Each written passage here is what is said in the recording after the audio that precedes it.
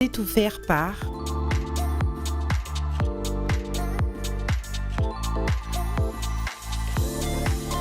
Biocar.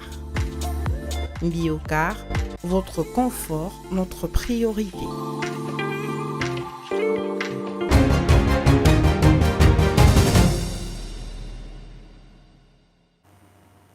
Très heureux de vous retrouver, il est 19h heure de Kinshasa et bienvenue à la grande édition du journal sur Mondico Télévision.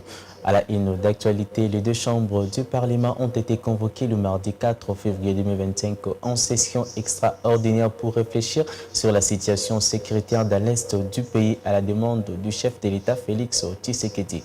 À la chambre basse du Parlement, le président Vital Kamerhe a dans son discours d'ouverture invité les élus du peuple à proposer avec intelligence et sagesse les recommandations appropriées pour un plan de sortie de crise dans les volets politiques et diplomatiques. Commentaire signé Fanta Luvela. Sur demande du président de la République, Félix-Antoine Tshisekedi Tshilombo, les deux chambres du Parlement ont été convoquées en session extraordinaire le mardi 4 février pour réfléchir sur la situation sécuritaire dans l'Est du pays. À la chambre basse du Parlement, le président Vital Kamerhe a dans son discours d'ouverture invité les élus du peuple à proposer avec intelligence et sagesse des recommandations appropriées pour un plan de sortie de crise dans les volets politiques et diplomatiques, tout en évitant de retomber dans les erreurs du passé. Une commission mixte, Assemblée nationale, Sénat, sera mise en place pour proposer des stratégies diplomatiques, politiques à la crise sécuritaire. Le président de la Chambre haute du Parlement, Sama Lukonde, lui aussi a également ouvert le même mardi la session extraordinaire au Sénat. L'heure n'est plus aux querelles partisanes, mais à l'unité et à la riposte. Entre urgence sécuritaire et impératifs diplomatiques, les élus sont appelés à formuler des solutions à la hauteur des enjeux, préserver l'intégrité territoriale et assurer l'avenir de la nation. Cette session extraordinaire du Parlement est un rendez-vous sans annonce majeure. Guerre à l'est de la République démocratique du Congo, le Conseil des droits de l'homme des Nations Unies va se réunir en urgence le vendredi 7 février 2025 pour examiner la situation des droits de l'homme qui prévaut dans l'est de la République démocratique du Congo, avec notamment l'occupation illégale de la ville de Goma par les terroristes du M23 soutenus par le Rwanda. Cette annonce a été faite le mardi 4 février à travers un communiqué publié sur le site internet des Nations Unies. Suivez. Selon les communications de cette organisation onusienne, cette session est convoquée à la suite d'une demande officielle soumise le soir du lundi 3 février par la République démocratique du Congo et soutenue par 27 États membres du Conseil.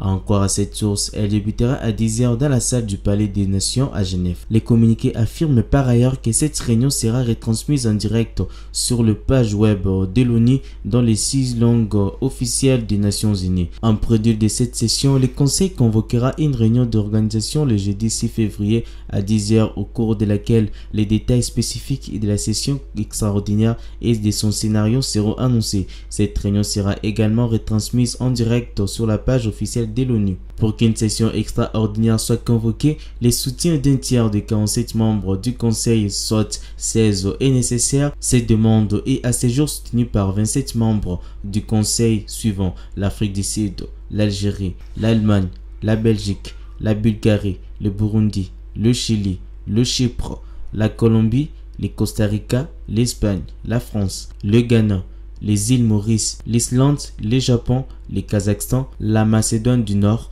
le Malawi, le Maroc, le Pays-Bas, la République du Corée, la République dominicaine, la République démocratique du Congo, la Roumanie, la Suisse et la République tchèque. La demande est également soutenue par le 21 États observateurs suivants: l'Australie, l'Autriche, la Croatie, le Danemark, l'Lettonie, la Finlande, la Grèce, la Hongrie, l'Islande, l'Italie, la Lettonie, le Liechtenstein, la Lituanie, le Luxembourg, Malte, la Pologne, le Portugal, le Royaume-Uni de Grande-Bretagne, l'Islande du Nord, la Slovaquie, la Slovénie et la Suède. Toujours dans le même chapitre, dans un communiqué poignant, le prix Nobel de la paix 2018, Denis Mukwege appelle à une action urgente contre les violences en cours à Goma, en République démocratique du Congo. Alors que le bilan humain s'alourdit, il critique les silences complices de puissances occidentales et exhorte à la mise en œuvre des solutions concrètes pour restaurer la paix dans la partie est de la RDC. Images et commentaires. Mardi 4 février 2025, depuis l'Europe, le docteur Denis Mukwege a exprimé son indignation face à la situation catastrophique qui prévaut à Goma, où des combats intenses entre l'armée congolaise et les forces rwandaises ainsi que l'ère à lieu du 1-23 ont causé plus de 2000 morts et près de 3000 blessés. Dans son appel vibrant à la communauté internationale, Mukwege a dénoncé l'inaction face aux graves violations de droits humains qui se poursuivent en République démocratique du Congo. Dans son communiqué, les gynécologues et défenseurs des droits de l'homme a souligné l'urgence de couper toute l'aide militaire et financière au Rwanda et d'imposer des sanctions économiques. Il a également appelé à l'unité du peuple congolais autour de la paix en mettant en avant les initiatives de la Conférence épiscopale nationale du Congo (CENCO) et de l'Église du Christ au Congo (ECC). Par ailleurs, il a rappelé sa proposition d'organiser une conférence internationale sur la paix en République démocratique du Congo. Mukwege a exprimé son désespoir face au manque d'action significative de la part des Nations Unies et de pays occidentaux, malgré les rapports établissant clairement la responsabilité du Rwanda dans les violences dans l'est du pays. Rien n'a été fait de significatif, a-t-il déclaré, ajoutant que les millions de dollars destinés à financer les opérations militaires rwandaises continuent d'alimenter les cycles de violence et le pillage des ressources minières congolaises. La communauté internationale semble avoir abandonné les Congolais, a-t-il déploré. Il a comparé cette différence avec la tension portée au conflit en Ukraine, soulignant que la vie congolaise semble ne pas avoir suffisamment de valeur pour susciter une mobilisation comparable. Face à cette tragédie humaine persistante, Denis Mukwege appelle chacun à agir pour mettre fin à cette guerre négligée et restaurer une paix durable en République démocratique du Congo et dans toute la région du Grand Lac africain. On continue, le président de l'Union nationale de la presse du Congo, INPC, a fermement condamné ce mercredi 5 février 2025 à Kinshasa la vandalisation de bureaux de la section provinciale du Nord Kivu et du centre de presse à Goma dans l'est de la République démocratique du Congo. C'est des violences perpétrées par les forces rwandaises le 26 janvier 2025 et ont suscité une vive inquiétude au sein de la profession journalistique et de l'opinion publique. Kamanda Muzembe a également invité les journalistes au strict respect des normes classiques de la profession. Cette déclaration a été faite lors d'un point de presse tenu ce mercredi à Kinshasa au siège national de cette instance d'autorégulation des professionnels du média en République démocratique du Congo. Suivez. L'Union nationale de la presse du Congo condamne fermement la vandalisation des bureaux de la section provinciale du Nord Kivu et du centre de presse à Goma par les forces rwandaises en date du 26 janvier 2025. Elle exprime sa solidarité et sa compassion aux confrères en détresse. En sa qualité d'instance d'autorégulation, l'Union nationale de la presse du Congo, UNPC, appelle tous les journalistes et autres professionnels des médias œuvrant en République démocratique du Congo au respect strict du code de déontologie et d'éthique professionnelle du journaliste congolais et à faire preuve de responsabilité dans la pratique de leur métier en cette période particulière. Enfin, l'Union nationale de la presse du Congo, UNPC, exprime son soutien aux forces de défense et de sécurité du pays et réaffirme sa solidarité à la population congolaise en général dans sa lutte pour la paix sur l'ensemble du territoire. À travers un communiqué, le parti éveille de la conscience patriotique par son président national Paul Bintou Moussambeli ainsi que les membres du bureau politique se disent préoccupés par la situation sécuritaire dégradante en République démocratique du Congo, précisément dans les provinces du Nord, et décide que vous face à ce qui précède, l'EPC soutient sans faille les forces armées de la République démocratique du Congo et les Wazalendo pour leur détermination dans la défense de la patrie, mais également les commandants suprêmes. Suivez. Crise sécuritaire dans l'est de la RDC, le parti politique Éveil de la conscience patriotique, ECP en sigle, parti cher à l'excellence Paul Bintou Moussambeli, ne pouvait rester indifférent. À travers un communiqué, le président de ces partis, Paul Bintou Moussambeli, ainsi que le membre du bureau politique, se disent très préoccupés sur la situation sécuritaire qui ne cesse de se dégrader dans la partie orientale du pays. C'est ainsi qu'après analyse de tous les contours de cette énième guerre d'agression injuste nous imposée par le M23 AFC soutenu par le Rwanda, ECP, Éveil de la conscience patriotique, condamne fermement le régime sanguinaire de Paul Kagame du Rwanda et ses supplétifs de l'AFC M23 pour tous les actes de tuerie de nos compatriotes et innocentes populations. L'ECP soutient, encourage et félicite les forces armées ainsi que le volontaire Wazalendo pour la défense de la patrie. L'ECP soutient énergétiquement et encourage les efforts politiques, diplomatiques et militaires consentis par le commandant suprême Félix-Antoine Tshisekedi Tshilombo et son gouvernement. En même temps, l'éveil des consciences patriotiques de Paul Bintou demande au gouvernement de prendre toutes les dispositions nécessaires afin de mettre nos vaillants FARDC ainsi que le patriote Wazalendo dans les conditions nécessaires, financièrement, matériellement et logistiquement, afin de bouter l'ennemi hors du périmètre de la République démocratique du Congo. Les CP exigent des sanctions contre le Rwanda et son régime. Pour ce faire, les CP est disposé à mettre à contribution l'expertise de ces cadres afin de peaufiner des stratégies susceptibles d'apporter des solutions idoines dans un élan de sursaut patriotique. Poursuivons, des panneaux publicitaires géants portant des messages de soutien aux forces armées du Congo sont implantés au bord de quelques grandes artères de la ville de Kinshasa, capitale du pays. Sur ces panneaux placés au long des artères sur le boulevard du 30 juin de la commune de la Gombe ainsi que sur le boulevard Lumumba dans la commune de Limete, on peut lire la défense de la patrie est sacrée, tous derrière les FRDC. Ces messages d'appel au patriotisme et de soutien à l'armée congolaise visent à rappeler aux Kinois qu'ils sont d'abord congolais et ont le devoir de soutenir les forces loyalistes qui combattent pour défendre l'intégralité du pays face à l'agression rwandaise dans la partie est de la République démocratique du Congo. Images et commentaires.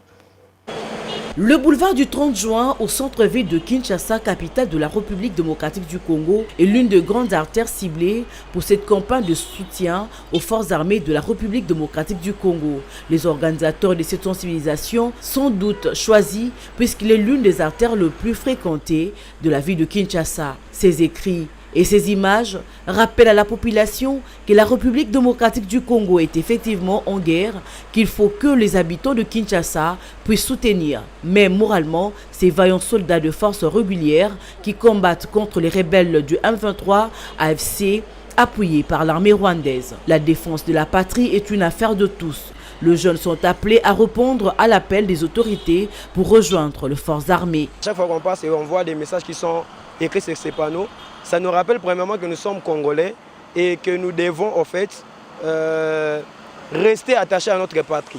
Peu importe ce qu'on peut dire, peu importe ce qui peuvent se dire dans la bouche des autres, mais ça nous rappelle qu'on est Congolais et c'est de notre devoir de soutenir nos militaires, de soutenir l'armée face à cette attaque de l'Est. On dit l'avenir d'un pays et ça dépend des jeunes en fait. Et là, nous sommes face à une situation qui nécessite beaucoup plus de force et nous savons que c'est la jeunesse qui a cette vivacité, qui a encore de la force. C'est vraiment une très belle initiative et j'encourage le jeune, premièrement en tant que jeune aussi, à adhérer à l'armée pour soutenir bien sûr notre pays et combattre à côté de nos forces qui ne cessent de travailler chaque nuit et jour pour lutter contre cette agression. Devant certaines entreprises publiques, le message de soutien au chef de l'État et à l'armée régulière sont perspectives à l'entrée. Le souci est que le gouvernement gagne cette guerre imposée à la RDC par le Rwanda. Ces entreprises supposent que si le pays est en paix, même leur travail marchera bien. Non loin de cette entreprise, on retrouve un parti politique qui a installé un panneau soutenant les hommes en uniforme et leur commandant suprême. C'est une façon pour eux aussi d'encourager ces vaillants soldats qui combattent aux côtés de Wazalendo. Tous les moyens sont actuellement utilisés pour sensibiliser la population congolaise à soutenir les militaires engagés au front afin de les encourager à combattre jusqu'à récupérer les territoires occupés par l'armée rwandaise et leurs supplétifs du M23. Autre chose à présent, après une condamnation à mort dans l'affaire coup d'État manqué, l'expert belgo-congolais en défense et en sécurité Jean-Jacques Wondo a été mis en liberté le mardi 4 février 2025. Son procès jugé politique par son avocat soulève des questions diplomatiques entre la République démocratique du Congo et la Belgique. Suivez. Ce 4 février 2025, Jean-Jacques Wondo, expert en défense et sécurité d'origine belgo-congolaise, a retrouvé sa liberté après avoir été condamné à mort dans le cadre d'une affaire liée à une tentative de coup d'État en République démocratique du Congo. Sa liberté a été confirmée par son entourage ainsi que par des sources officielles et des médias belges. Wondo avait été arrêté en mai 2024 pour sa prétendue implication dans une attaque contre la résidence de l'actuel président de l'Assemblée nationale. Son procès, qui a duré plusieurs mois, a été marqué par des accusations de nature politique. Son avocat maître Carlos Ngwapichi a toujours soutenu que les charges portées contre lui étaient infondées et que la situation devait être résolue par des voies diplomatiques. Le verdict rendu par la cour militaire de Kinshasa-Gombe le 27 janvier 2025 avait confirmé la peine de mort prononcée initialement. Cette décision avait provoqué une réaction immédiate du gouvernement belge qui avait exprimé son inquiétude face à l'absence de preuves tangibles justifiant cette condamnation. En réponse, la Belgique avait prononcé les rappels temporaires de son ambassadeur en République démocratique du Congo et convoqué l'ambassadeur congolais pour des consultations. En famille de Wondé, notamment son épouse Nathalie Kayembe, avait également exprimé des préoccupations concernant sa santé durant sa détention. Sa liberté est donc accueillie avec soulagement, mais soulève également des interrogations sur les applications diplomatiques entre la Belgique et la République démocratique du Congo. Cette affaire met en la lumière les tensions persistantes dans les relations bilatérales et souligne l'importance du dialogue diplomatique dans la résolution des crises politiques. La situation demeure fragile alors que les deux pays s'efforcent de trouver un terrain d'attente.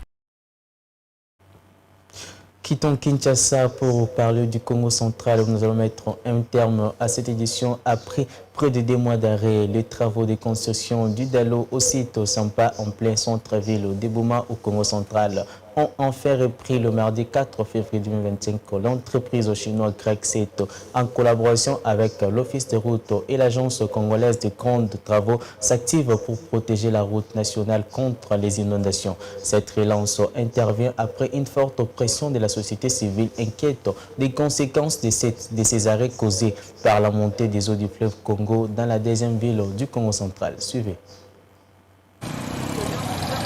Chose promise, chose faite.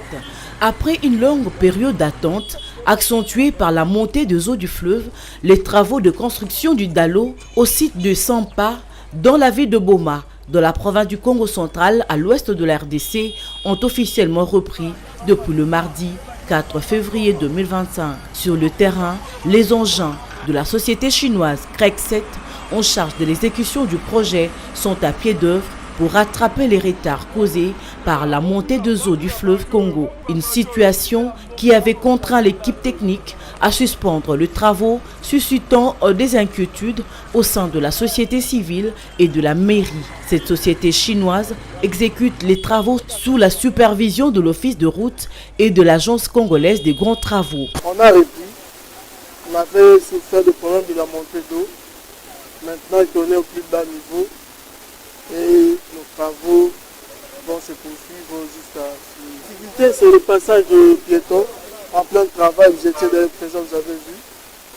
La machine est en train de fonctionner, de travailler, il y a des passants au risque d'être blessés, donc c'est ça le vrai problème qu'on a.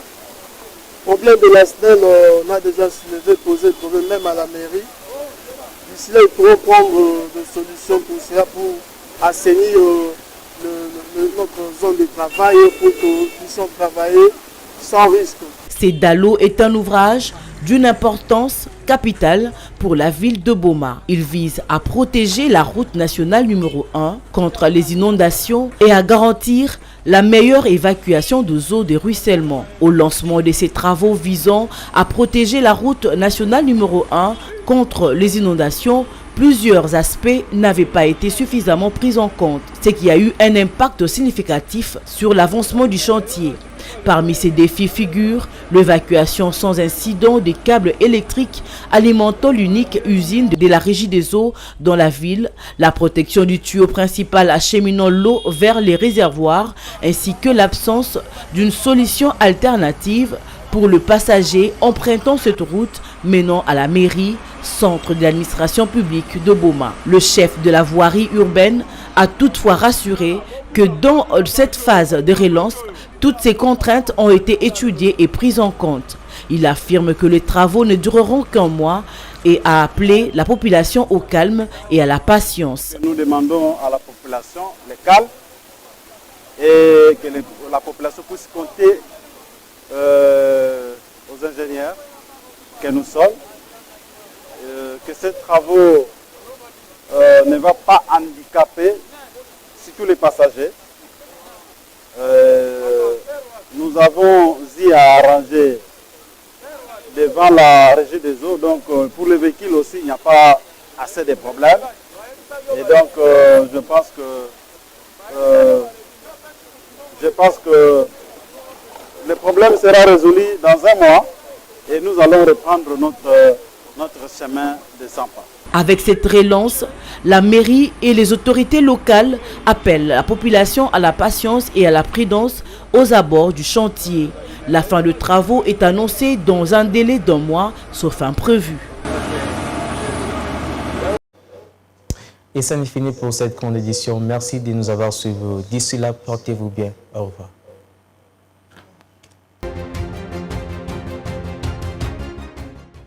Ce journal vous a été offert par